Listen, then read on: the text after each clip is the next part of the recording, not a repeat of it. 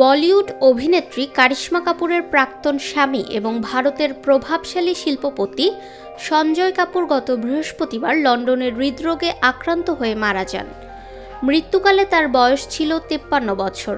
তার আকস্মিক মৃত্যুর পর এখন সবার আগ্রহ এই কোটিপতি ব্যবসায়ীর সম্পদের পরিমাণ কত ছিল।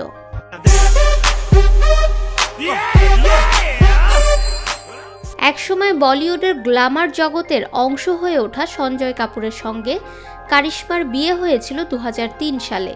তবে প্রাথমিক উজ্জ্বলতা ধীরে ধীরে বিবাদের দিকে মোড় নেয়।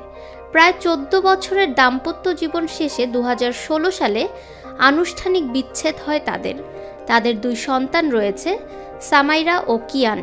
বেবু লিসেন না, you won't believe it, I am doing a Jab We Met spoof. ভারতীয় গণমাধ্যম ইন্ডিয়ান এক্সপ্রেসের প্রতিবেদন অনুযায়ী মৃত্যুর সময় সঞ্জয় কাপুরের মোট সম্পদের পরিমাণ ছিল 1.2 বিলিয়ন মার্কিন ডলার, যা ভারতীয় মুদ্রায় প্রায় 10,300 কোটি রুপি।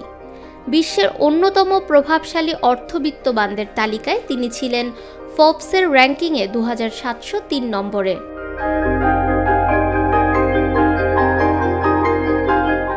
তিনি বহুজাতিক অটোমোটিভ যন্ত্রাংশ প্রস্তুতকারী কোম্পানি সোনা কমস্টারের চেয়ারম্যান ছিলেন।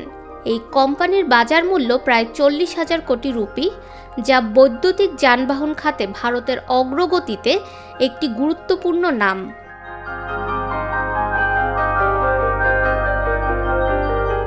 এই প্রতিষ্ঠানটি প্রতিষ্ঠা করেছিলেন সঞ্জয়ের বাবা সুরিন্দর কাপুর 1997 সালে।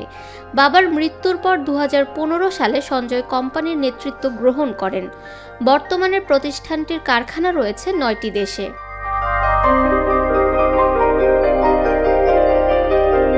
সঞ্জয় কাপুরের মৃত্যুতে ভারতীয় ব্যবসায়িক অঙ্গন হারালো এক দূরদর্শী ও অগ্রগামী নেতাকে, আর বলিউড হারালো এমন একজন চরিত্রকে যার ব্যক্তিগত জীবন প্রায়ই ছিল আলোচনার কেন্দ্রে।